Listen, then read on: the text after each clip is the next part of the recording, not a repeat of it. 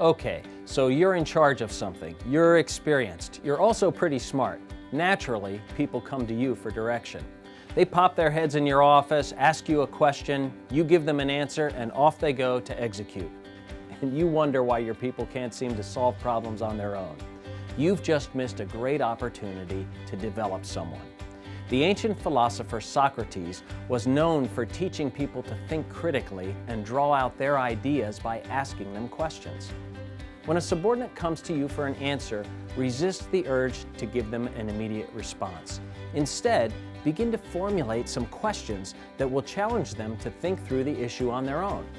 We learn more effectively when we figure things out than when someone else gives us a solution. Let me illustrate. My wife grew up in Southern California.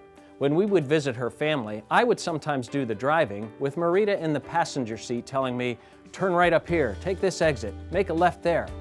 After visiting multiple times, I still did not know my way around. But if I have to figure out for myself how to get from point A to point B, I learn my way around a new place pretty quickly.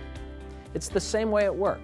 When all you do is give people your answers, they don't learn to think for themselves.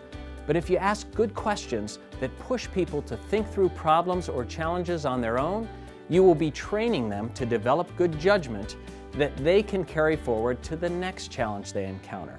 And people are more likely to own solutions they came up with themselves. So let's suppose that one of your people wants direction on how to plan a project. Start by asking something like this: how were you thinking of approaching this project? So you can do this while still maintaining adequate control of the situation. If you don't like what they're telling you, or you think they may be overlooking something important, just ask another question that will draw them to a better solution, like this: what ideas do you have for getting your team behind the initiative? Or this: how do you think the customer is likely to respond to the time frames you've set? Or this: can you think of a more efficient way to get through the initial phase? In the short run, this method will take you a little more time than simply giving directions, but in the long run, it will develop your people's thinking so that they can make good decisions on their own, which will ultimately save time and help you accomplish more through others.